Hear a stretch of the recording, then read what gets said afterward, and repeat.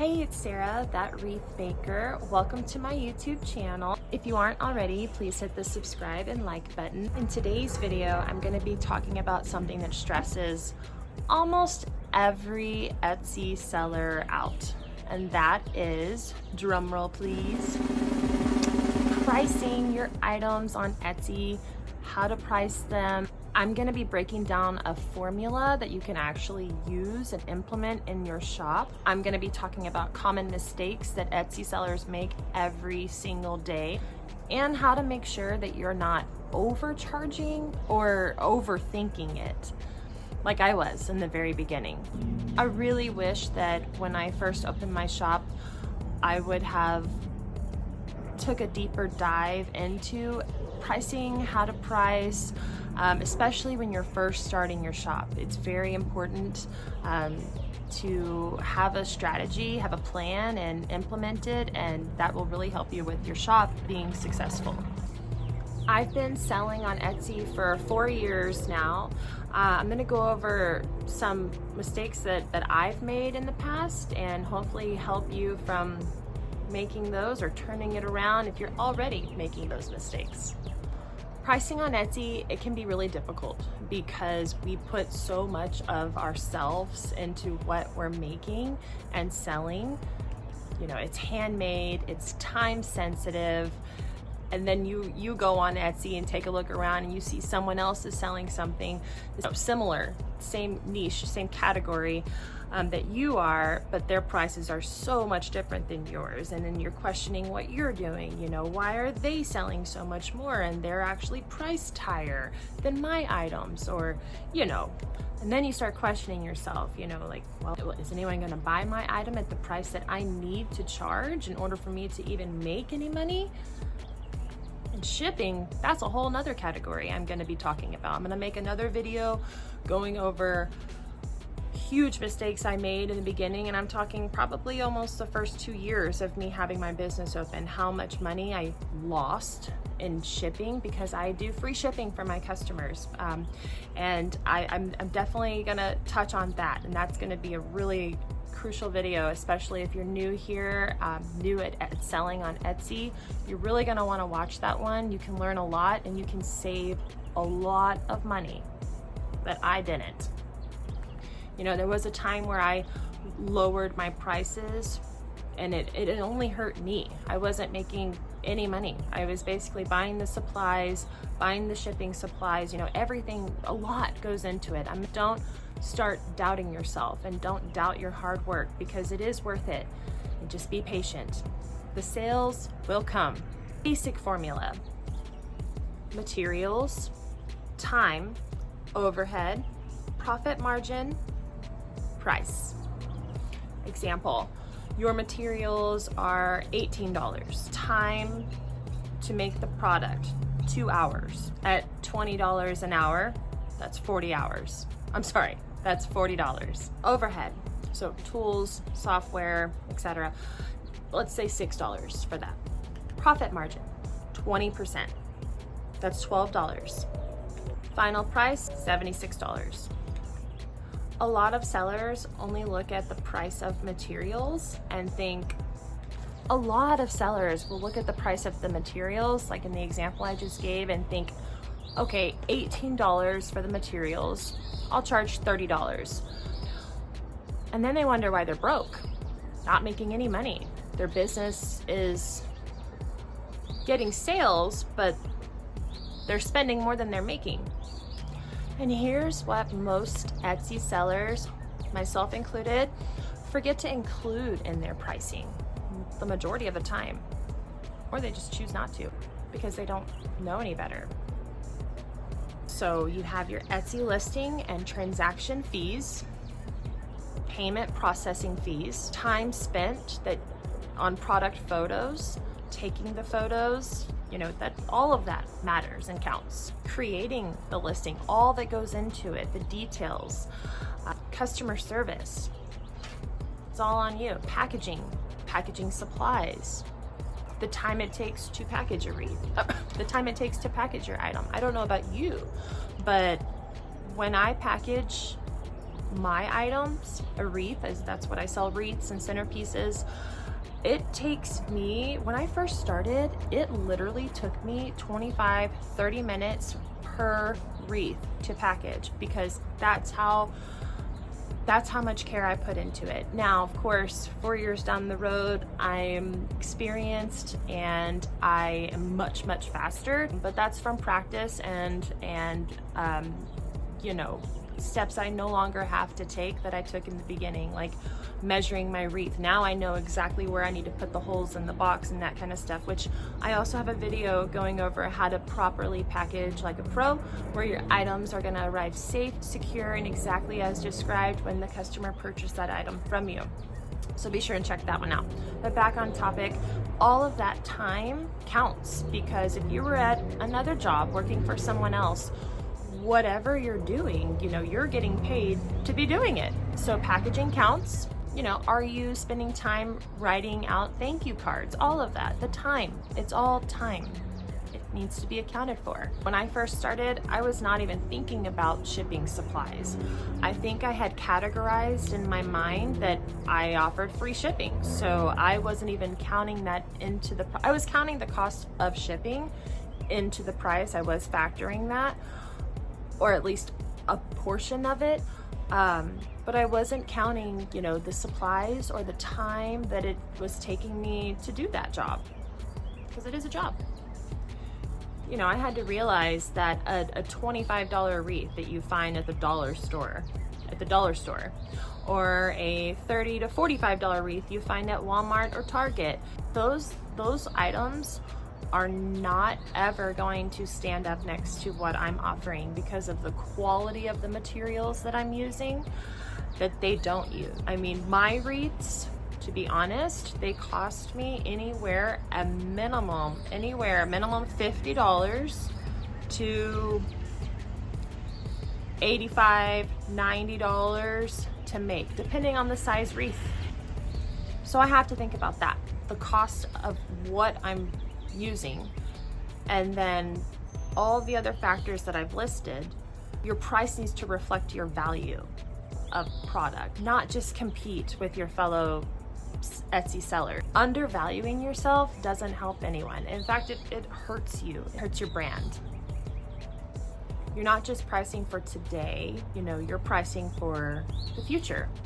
And what I mean by that, I don't want to go on and sell a wreath that I know is worth 3 times what I'm pricing it, but undervalue myself and then build a customer base that loves your work, loves your wreaths, and they think, man, this is such an awesome price. And then they get your wreath and they're like, holy cow, how did I just get this deal? Because they can see how valuable the item is that they've just purchased.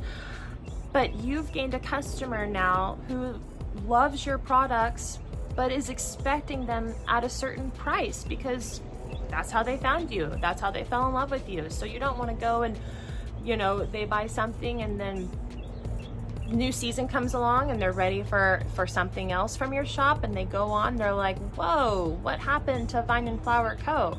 Yeah, I got a wreath here for $60 and now it's $180. What? You could lose a customer, because then they could go to another Etsy shop that's priced like the one that they bought from you the first time, and then they get it and it's nowhere near the quality that they purchased from you. So they either have a choice. Okay, I'm not buying with Etsy anymore because I am not happy with the item I received. Their quality has just dropped, because you run into that possibility. You know, are they judging Etsy as a whole or Etsy as individual shops? You have to think like the shopper, you know? And Etsy could lose a valuable customer at that point. So you're definitely hurting yourself. Don't undervalue yourself. Really think about that. The thing is that even if they're questioning your price because it's higher than the items that other items they've seen that are similar to yours, be confident in what you price, because when they receive your item, they're gonna understand, because it's gonna be worth it. And remember, people will pay more if it looks like it's worth more. And before running my Etsy shop, maybe I should have mentioned this in the beginning, but I worked in sales for over 13 years.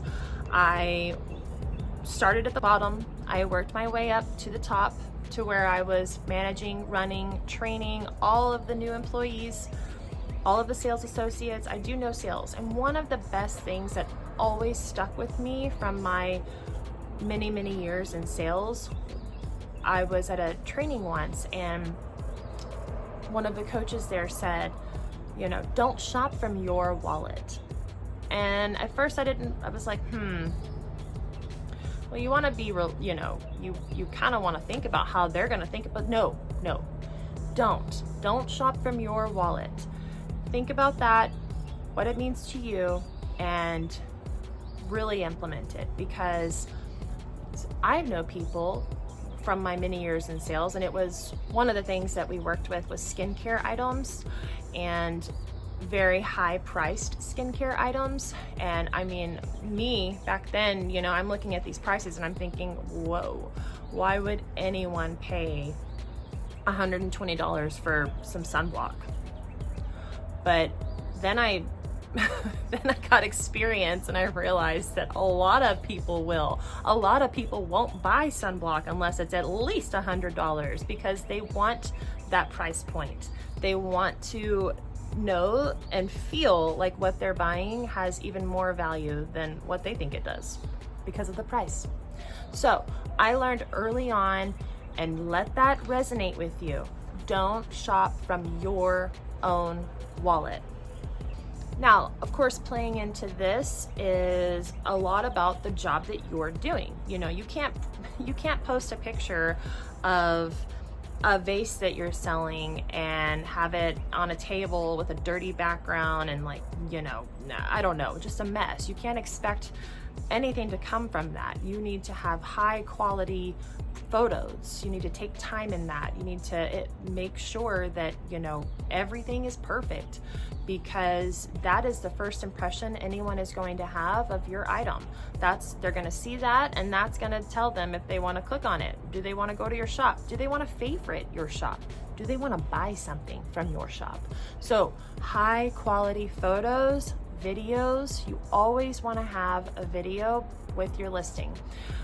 You want to use every single photo option that they give you. I think it's 9 or 10, and then a video. Use them all of them, and all of them should be high quality videos, high quality photos and videos. Strong titles and descriptions, lots of keywords, and don't be repetitive. I can do a whole nother video on how to make a listing. I'm going to stick with the pricing on this one because there's so much that goes into it. There's so much I could talk about on here. You know, it's hard for me to stay on topic because I have learned so many different things that when I say one thing, it makes me think of another. So I really got to just stay on topic. We're talking about pricing. So if someone is scrolling through Etsy looking for what they're looking for, you want to make sure that your photo is premium quality. You want them to stop scrolling. They're not even looking at the price. They're only looking at the item. And then once they click on it, they're not even going to flinch at the price, because you're going to have these gorgeous high quality photos that are outshining all the photos around it.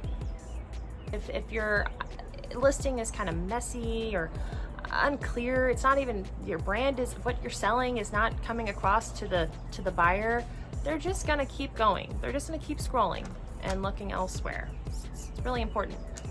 And again, don't get stuck looking around at Etsy sellers that are selling similar items to you. It is good. It is good to go and see what's selling and you know, check out their titles and their description, get inspiration, get ideas, but don't get stuck on, you know, changing your prices based on what someone else is selling around you. Look at what you have. Think about the things that we've gone over, knowing your cost of supplies, factor in your time, all of the different time scenarios that we talked about, build your profit, and don't ever be afraid to charge what you're worth. Again, there's so much that goes into this. I'd love to know in the comments, give me one pricing mistake that you've made or lesson that you've learned. Please let me know. I really would love to know. It would help me, you know, also with giving me another video to make. Maybe I can answer some of these questions or go over some of the things that you let me know. I've said it already. I didn't think about these things early on, but once I did, I started pricing with confidence because I'm not just covering cost. I'm trying to build a business. And I believe in what I do. I know the quality of the work that I'm putting into my items, and I know that when they receive it, they're gonna love it, without a doubt. Thank you for watching. I really hope that you found this video helpful. I hope you'll comment, give me your feedback, let me know some of your own lessons you've learned. And if you're not already, please subscribe and hit that like button. I've got a lot more videos headed your way. I'm working on right now the shipping video, so keep your eye out for that. That one's gonna be really, really helpful. Trust me. Have a beautiful day.